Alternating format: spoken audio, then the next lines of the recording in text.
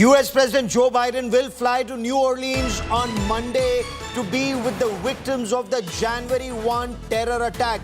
US First Lady Jill Biden will accompany the US President as he meets with emergency responders, investigators, victims and survivors of the terror attack. The Federal Bureau of Investigation has intensified their investigations, their probe into the terror attack that killed 14 and injured over 30 New Year revelers in New Orleans. And it now appears that the main suspect, the terrorist, was Texas-born US Army veteran Shamsud-Din Jabbar. He apparently had prepared and planted at least 2 improvised explosive devices before ramming his vehicle through the crowd on the 1st of January 2025 morning. A video of Jabbar swearing allegiance to the terrorist organization Islamic State is currently under investigation. FBI teams have searched through his house. They've reached the mosque that he frequented in North Houston and are questioning several of those who are considered close to Jabbar. I'm Gaurav Sawant. We get you all the latest as the US grapples with fears of more Islamic State sleeper cells being activated in the United States of America in the days and weeks ahead. But first, as always, the headlines. It's Narendra Modi versus Arvind Kejriwal over the Aapada comment in Delhi. Prime Minister Narendra Modi says the Aam Aadmi Party is a disaster for Delhi. Arvind Kejriwal hits back, says no Aapada in Delhi. The Aapada is only in the BJP.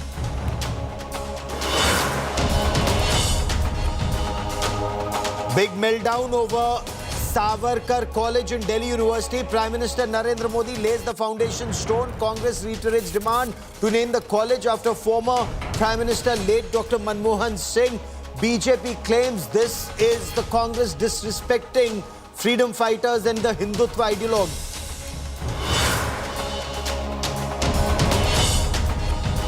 Intense speculation of Karnataka Congress leadership change. Sources say Siddaramaiah camp wants one man, one post. BJP says Congress waited for DK Sivakumar to go overseas for the meeting.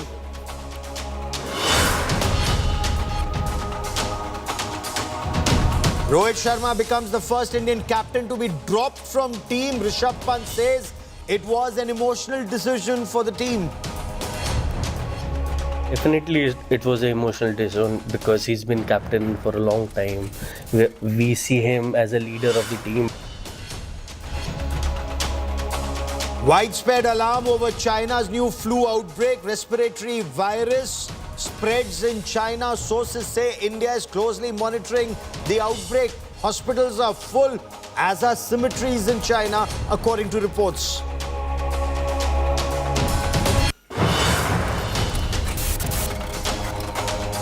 The Federal Bureau of Investigation now have multiple teams that have fanned out across New Orleans and, of course, in Houston, Texas, probing the background of the US Army veteran and terror attack accused Shamsud-Din Jabbar. Initial investigations have revealed that he prepared and planted at least 2 improvised explosive devices in New Orleans before he rammed his Ford 150 electric truck through a crowd of New Year revelers. His brother, Abdul Rahman Jabbar, has been quoted by American media saying Islamic faith taught him partying in places like New Orleans wasn't righteous. Some videos of Jabbar have also surfaced, including one where he swears allegiance to the Islamic State. But how, when and where was a former US Army soldier radicalized to the extent that he could target people in the United States of America? That's now a matter of intense investigation. We get you more in this report. As New Orleans mourns its dead, the investigation deepens. The FBI has now revealed chilling details about the attacker, Shamsud-Din Jabbar, a 42-year-old Army veteran from Texas. Revelation: attacker Jabbar was an ISIS supporter. The probe has thrown light on Jabbar's radicalization, his connection to ISIS and the deadly series of events. Revelation: attacker placed 2 IEDs at 2 locations. Revelation: Jabbar had remote IED detonator. The FBI revealed that hours before the attack, Jabbar planted remotely operated explosives at nearby locations. While these bombs were never detonated, their presence amplified the panic. Revelation: Jabbar posted videos supporting ISIS.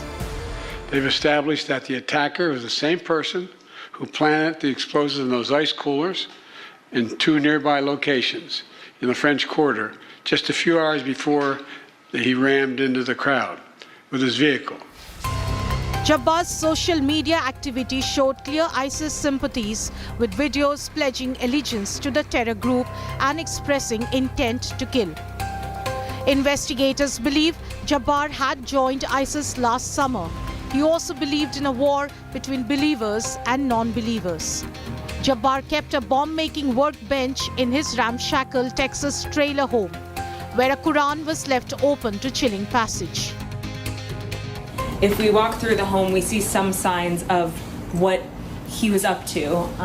He had this work area here, lots of different chemicals splayed around, his collection of religious materials, his Qurans, an open Quran with a passage there, as well as even the Bible here, but mostly books on Islam. Shamsud-Din Jabbar, a former US Army veteran who served in Afghanistan, unleashed terror on January 1st in New Orleans. Jabbar opened fire on fleeing revelers. The horrifying incident ended after a shootout with police in which Jabbar was killed. Yet the damage was done. 15 lives lost, 30 injured, and countless questions left unanswered.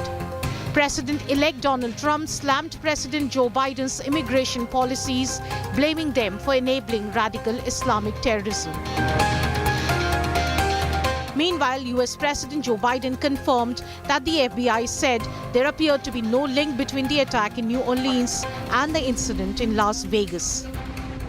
We're also continuing to investigate whether or not there's any connection between the New Orleans attack and the explosion in Las Vegas. As of now, they've just been briefed. They have not found any evidence of such a connection thus far. Is the United States facing a surge in extremist threats?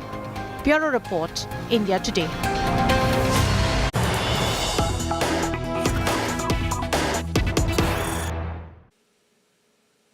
So a team of the Federal Bureau of Investigation raided Shamsud-Din Jabbar's residence and found multiple workstations amidst reports that he was working on experiments with making improvised explosive devices and rigging up crude bombs. The investigators are also looking through his personal belongings, his clothes, documents, travel details, and also a prayer book. A certain verse is being discussed extensively in the United States of America. Meanwhile, the US National Security Advisor and President-elect Donald Trump's team, Mike Waltz, he's been quoted in the US media as saying, and these are strong words that come from Mike Waltz, he's the next National Security Advisor of the United States of America. He says it's time to close the borders. He's said that there are at least 300 suspects on the terror watch list who've already slipped into the United States of America. Remember, even President Trump attacked the open borders policy.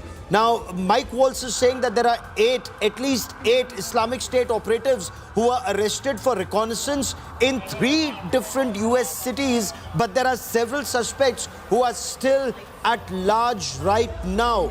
So he's advocating a very strong policy, a strong offensive and defensive strategy that the Trump administration are likely to undertake. And as far as their defensive policy or the internal policy within the United States is concerned, strong law enforcement domestically and overseas, setting up, if required, additional bases for intelligence operations, for intelligence gathering, and also intelligence-based special forces operations. That's the requirement according to the new NSA of the United States of America. Of course, his policies, or President Trump's policies, take effect after the 20th of January 2025.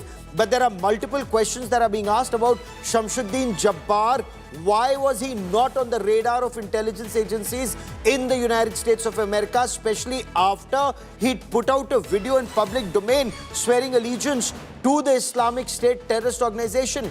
Let's also now show you where Jabbar stayed and what journalists found in that house after the Federal Bureau of Investigation had carried out their investigations. We are here inside the New Orleans terrorist home. You can see that it's been clearly destroyed, the door at least, from the FBI raid yesterday. But if we walk through the home, we see some signs of what he was up to. He had this work area here, lots of different chemicals splayed around, and different electronics. This is, again, a work setup. Left receipts, just very unkempt in here. If we go over here, actually, you can see the Department of Justice documents here, the search warrant, and the property that they recorded here, which seems to be a lot of chemicals. Again, just left in disarray. There's a bedroom back here, and what appears to be his collection of religious materials, his Qurans, an open Quran with a passage there, as well as even the Bible here, but mostly books on Islam, and his prayer rug just to the left of me here. And if we go back, there's another bedroom here. You can see he left all these belongings, contact lenses, personal belongings, his bathroom. This seems to be some sort of workspace, again, with other chemicals here. The light's still on, some kind of station set up here. We're not really sure what that was for.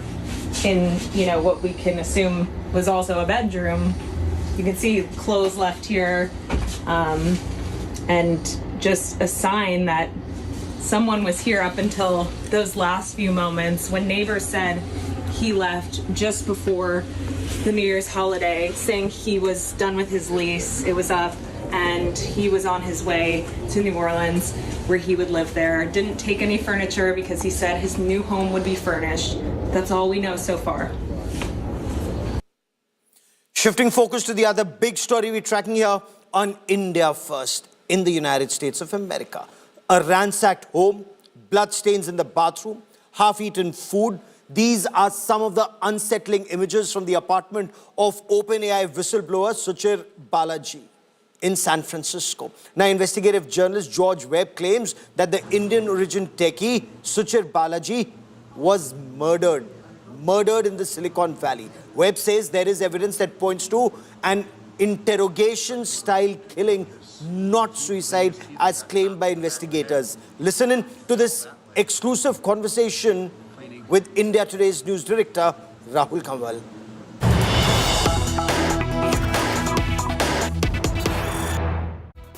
Ever since India Today carried the interview of Purnima Rao, the grieving mother of Suchir Balaji, the techie who was found dead in Silicon Valley in mysterious circumstances, just a few days after he raised his voice against the malpractices being followed by artificial intelligence companies, several questions have been swirling in the air around the circumstances that led to Suchir's death. This is a story that's resonated very deeply with our audience, and we're joined now from near San Francisco in Silicon Valley by George Webb. He's an investigative journalist who's been looking at this case on the ground very closely.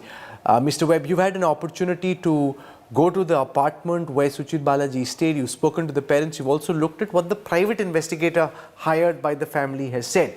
Give our viewers your understanding at this moment of how and why Indian origin techie Suchir Balaji died. Well, I published some of the videos that I took, and you can see this is the doorway that we think the person came through. They don't have cameras there. You can see this is coming into the apartment of Suchir Balaji. You can see the blood comes out of the bathroom area all the way into the apartment. He's normally a very fastidious person. It's ransacked. The apartment's ransacked, obviously. He also did not leave a suicide note. He was very close to his mother and father, so that doesn't make any sense. He was eating, as you can see there, up until the last minutes. He had a very nice phone call with his parents this evening of November the 22nd. You can see you could access in the garage there. So there's a camera there. But going down this hallway, people were coming and going. Every time I've gone to the location 5 or 6 times, people coming and going. But as you get into the bathroom, you'll see clearly that he had been hit from behind or pushed from behind, and his nose had hit the sink. You could see the blood on the sink, and then when he stands up, you can see the blood droplets coming down like rain droplets from his nose, and then he's turned around. He's turned around and made to sit, I believe. That's what the investigator said. And as he's being interrogated with a gun to his forehead, between his eyes, which is an interrogation position. It's not a suicide position. Nobody shoots themselves like that. And then he's shot between the eyes a little bit to the right eyebrow, and the bullet misses the brain. Nobody misses their own brain when they're trying to commit suicide. And then the bullet lodges in the C1 to C2 vertebra. So he then starts crawling, and you can see clearly there's only one place the blood can come out, and that's the hole in the entry wound in his forehead. There's only one place it can come out, and that's in front of him. And you can see clearly 3 distinct pools of blood going out and into the hallway, as you see in your photos here.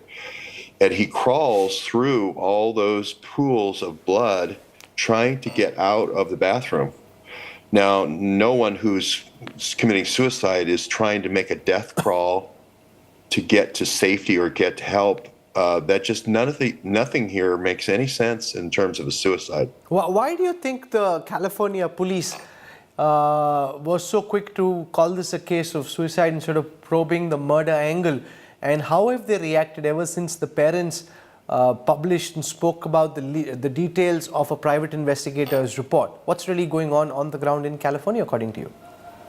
Well, I think the two things that made them kind of rush to judgment, the San Francisco Police Department, was the door, as you saw.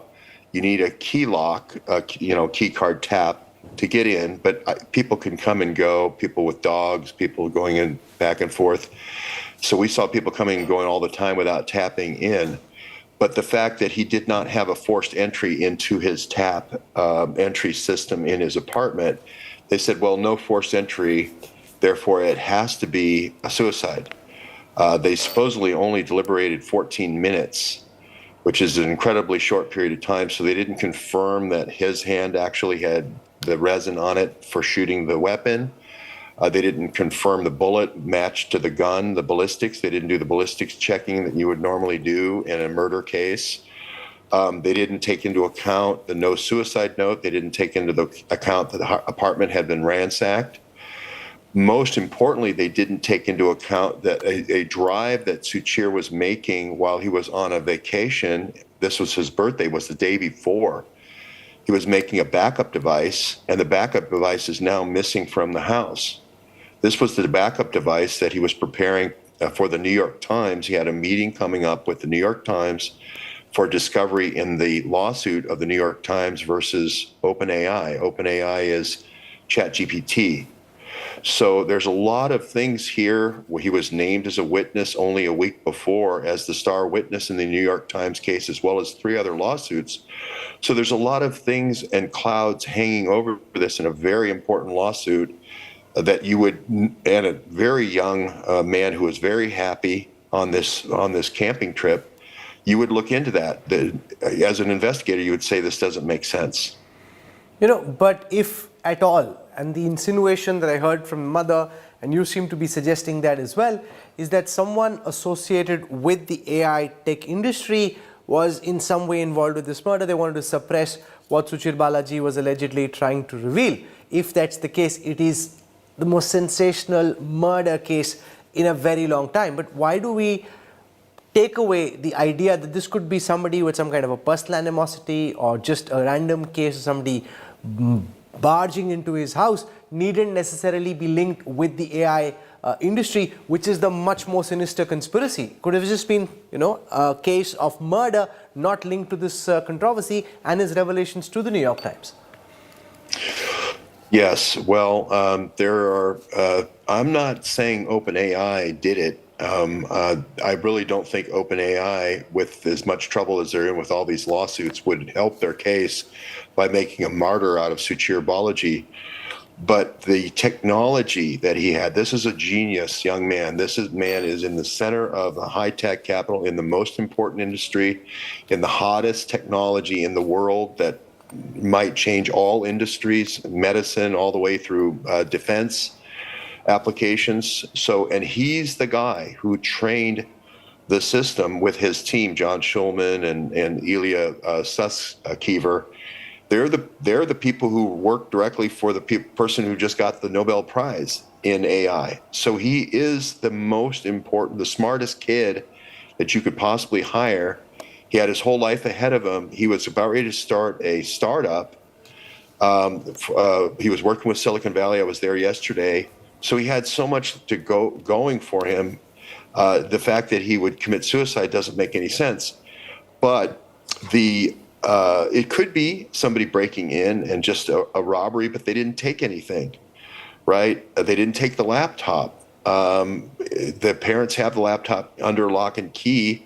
And they didn't take his phone. He was listening to his phone. He had earbuds in while he was listening to music. One of the earbuds came out of his ear. It looked like when his nose hit the sink. And then the second earbud didn't come out all the way out until he crawled out into the main part of his apartment. So it just looks like it was ransacked for the drive. And it doesn't look like the person, if it was a robbery, took anything. They would take the laptop, you would think, and the phone. I don't know. So that's all speculation at this point. But the San Francisco police need to reopen the case. What have they said ever since these revelations and the charges by the mother, and you've been doing your own reporting around the case? What's been the response from the San Francisco police? They haven't released the police report. We've asked for the police report. They haven't released the preliminary autopsy. I've went to the office of the coroner and medical examiner many times and asked for it personally, as well as the parents have asked for it, have not received it. Part of this is because there's a new mayor coming into San Francisco in 3 days, and he's coming in on an anti-crime policies and platform. And the person who is his transition manager for the transition period right now is Sam Altman of OpenAI. So this is coming at the worst time, as Sam Altman is going to be the new advisor to the new mayor, and the new mayor is going to be inaugurated in 3 days here in San Francisco. And now there's murders, this cloud is hanging over. I also saw that the parents were saying that some interview that Suchir Balaji did with some international media organizations wasn't played out. So how are you seeing that? If a lot of what you're suggesting, the mother is suggesting, is correct, then why is the local media so silent in this story? That's another interesting thing. I really hope it's not because he's an Indian American. That really would upset me. Silicon Valley wants the best and the brightest no matter where they come from. I've met both the parents. They're also incredibly intelligent. The father's involved in AI. OpenAI knew, and Scale AI before that he was one of the smartest kids in Silicon Valley. He won huge competitions, national competitions in his high school. It's not far from where Steve Jobs went to high school. So I can't understand why Silicon Valley isn't covering this story. I just cannot understand it. Yeah, I saw that Purnima Rao, the mother of Suchir Balaji, accused you of violating some kind of a non-disclosure agreement. The family itself doesn't seem very happy with the fact that you're on TV, you're revealing all these videos that you have access to, which they say you shouldn't have. Well, I didn't sign this non-disclosure. They sent it to me right before I went there, and not far around the corner, I said to them, no one understands this is a murder. What they think is everyone thinks it's, a grieving mother who's upset right? But she's not an investigator. She's not an expert. The San Francisco police look at all these things all the time, and they have ruled it a suicide. And it's your word as a non-expert amateur versus professionals and experts. No one's going to believe, and now she's gotten over it now, and now she agrees it was a good idea. She's retweeted some of my postings because now everybody realizes it's a murder. Until people see the video evidence, they don't think it's a murder. But once they see the evidence, especially the evidence, the ones I sent you that are inside the bathroom, once you see that, there's no question about it. There's no question. Okay. So you've had your say, you've given us your perspective on what you think happened, and most importantly, what the local authorities need to do. That's most important. Ultimately, it's down to the police to try and investigate this case professionally. That's what all of us expect. George Webb for joining us. Thank you. Thank you. And coming up next on India First, big revelation in the Sambal survey report. India Today accesses survey details. Sources say there's ample proof of a temple, including symbols, lotus and a banyan tree and a Sheshnag image etched on the walls. Details coming up. Stay with us.